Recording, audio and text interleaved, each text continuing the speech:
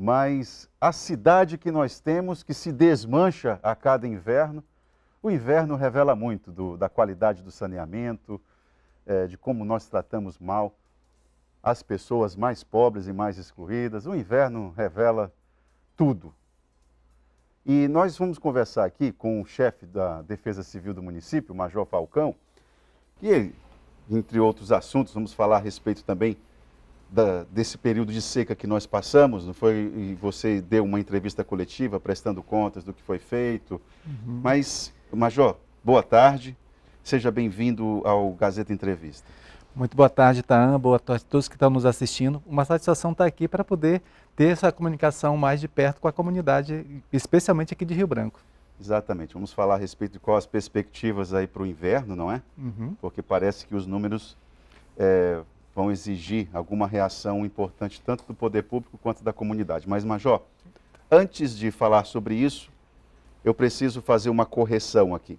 Você me permita, por gentileza?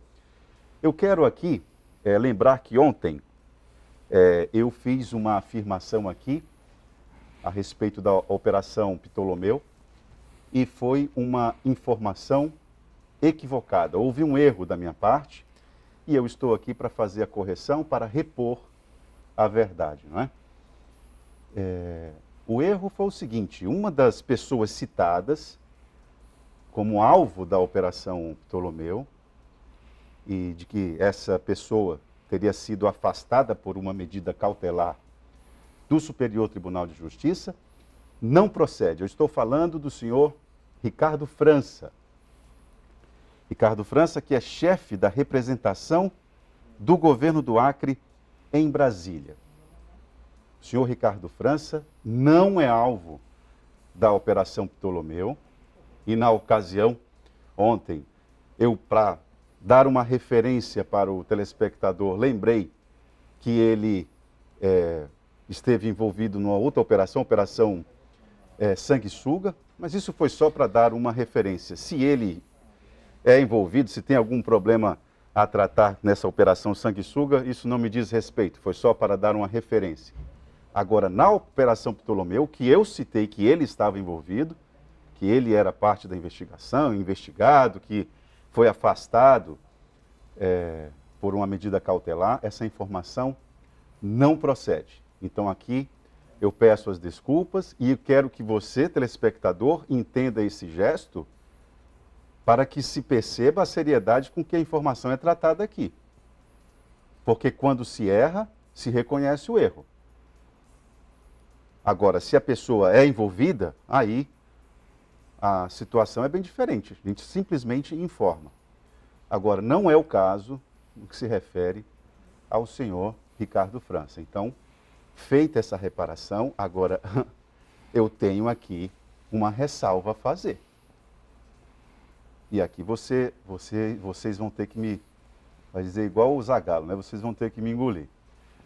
Porque esse episódio da Operação Ptolomeu, ele poderia ser pedagógico para muita gente, inclusive para a Polícia Federal. Porque se reconhece a importância do trabalho da Polícia Federal, mas é óbvio que sim.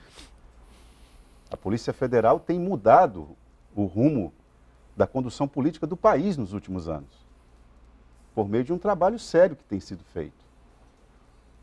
Então, Operação Lava Jato, Petrolão, Mensalão, são todos trabalhos cuja ação da Polícia Federal trouxe correção na questão da coisa pública.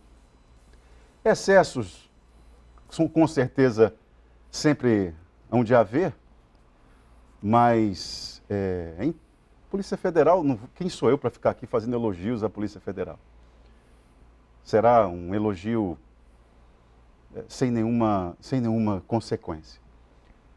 Então, dito isso, que o trabalho da Polícia Federal é um trabalho importante, eu preciso dizer o seguinte: a Polícia Federal precisa urgente rever os métodos de trabalho dela no que se refere à divulgação das operações. Que lógica existe? Olha, a Operação Ptolomeu foi uma operação, não foi uma operação qualquer. Foi uma operação que envolveu um governador de estado e a alta cúpula do governo.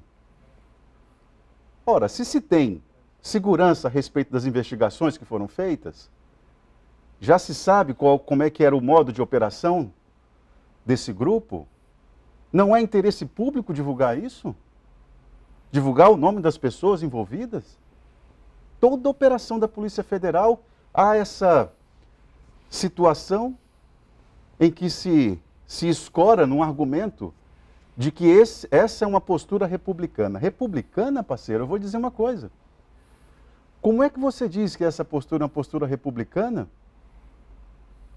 quando um ou outro veículo de comunicação é priorizado na hora de divulgar, vazar aquela informação? Inclusive na Operação Ptolomeu, isso ficou claro. Escolheu-se um determinado... Eu não estou aqui com mimimi, porque se o jornalista tem suas fontes, que bom, isso é importante, né? Cada jornalista tem o seu conjunto de fontes, constrói a relação com as fontes ao longo da sua carreira, isso é importante. Agora, uma coisa é o jornalista ter fontes, a outra coisa é a instituição priorizar este ou aquele veículo de comunicação. E é isso que não dá para tolerar. Por isso que aqui eu faço um apelo, um modesto programa, numa emissora regional, mas que pelo menos tem o direito de espernear, né? Porque já que a postura tem que ser republicana, então que ela seja republicana para todos, né? É o razoável, é o razoável. Bom, Major, dito isto, eu quero saber do senhor o seguinte: quais são as expectativas que a Defesa Civil do município de Rio Branco tem para esse nosso próximo inverno? O que está lhe assustando? Porque as últimas entrevistas que eu ouvi do senhor, eu sempre percebi um tom assim de preocupação incomum.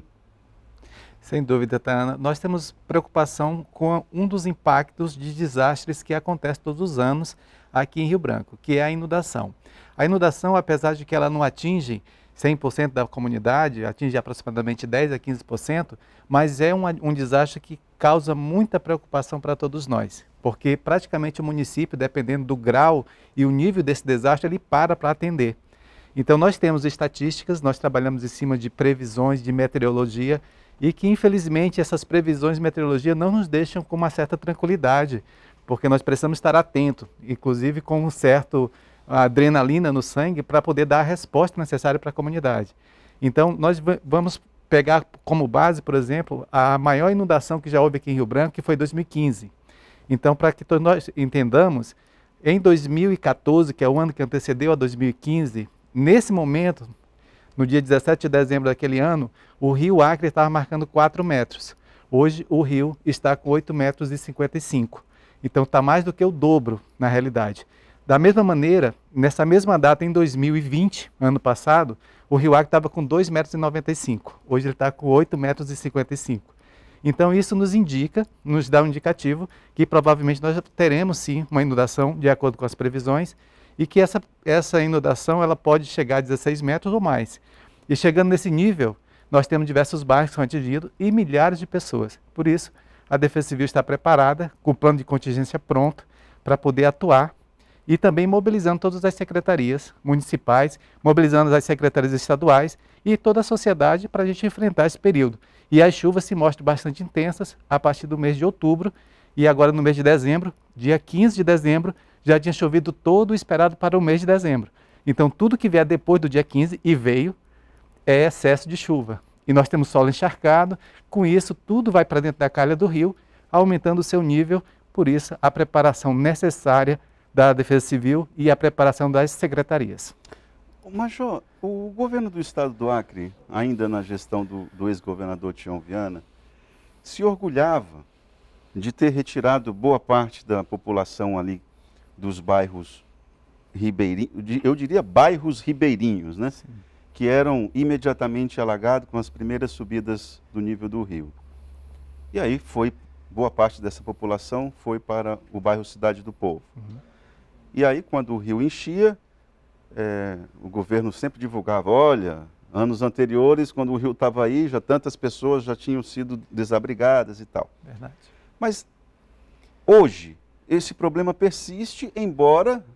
as pessoas não tenham saído da cidade do povo. O que acontece?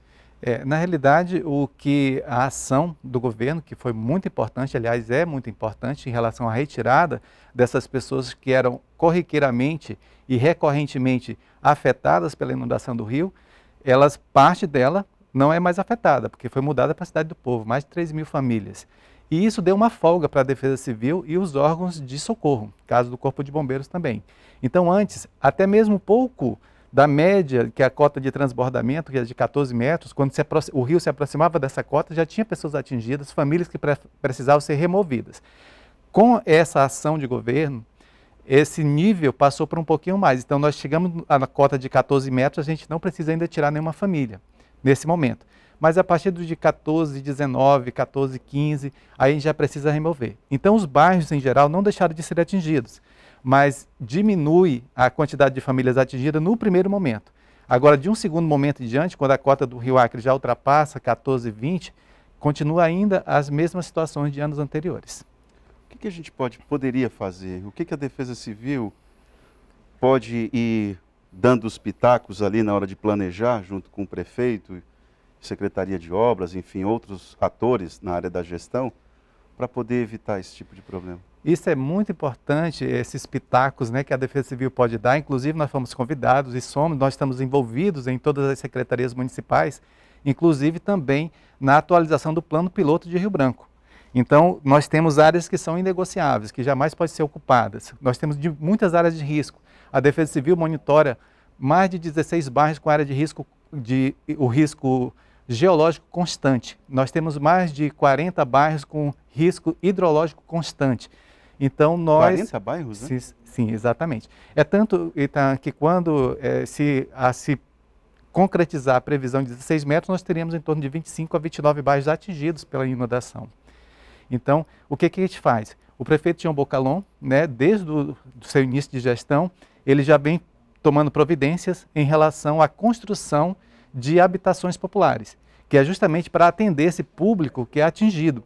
E aí nós recomendamos o prefeito, a equipe toda da prefeitura, que está gerindo esse projeto de habitação popular, para que não apenas inclua nesse projeto as famílias com risco hidrológico, que são as inundações, mas nós temos muitas famílias também em risco geológico, que são desmoronamento, que moram em costas, o desbarrancamento, e aí nós fazemos uma ressalva aqui.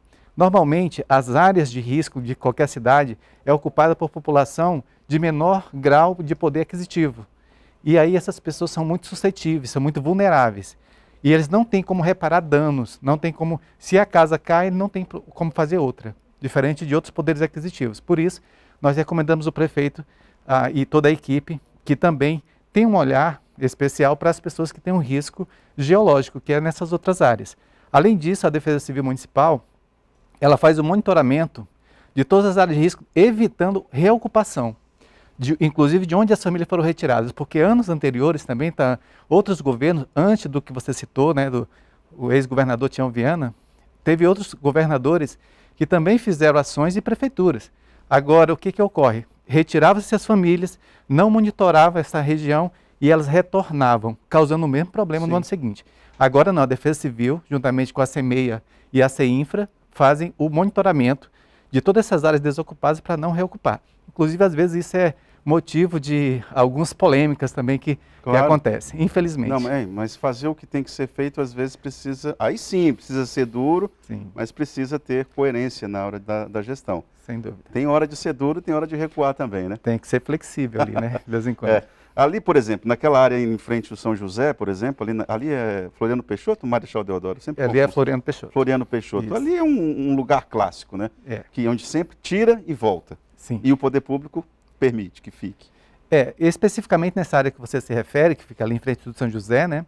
Na Floriano Peixoto, aquela área não é um mapeamento nosso de fiscalização, na realidade. Por quê? A cidade foi mapeada em determinados regionais e que ali não entrou, isso já vem de uma gestão anterior, que não impede agora de nós passarmos a fiscalizar. Ali é do Estado? É do Estado, mas a Prefeitura também tem a sua percentual de responsabilidade sobre aquilo. O que acontece? Nós não podemos agora imediatamente fazer muita coisa ali porque nós já recebemos essa área ocupada. Então não teve uma reocupação durante essa gestão desse ano. Mas assim, é uma área de risco, área de movimentação de massa. Mas vocês têm como intervir ali, né? Tem como intervir. Aí a gente tem que pensar o que fazer com aquelas famílias que habitam ali para poder desocupar a área e não deixar reocupar novamente. Major, nós vamos fazer um intervalo, já voltamos, tá bom? Vamos continuar a conversa com o chefe da Defesa Civil do município de Rio Branco, Major Falcão, logo após o intervalo.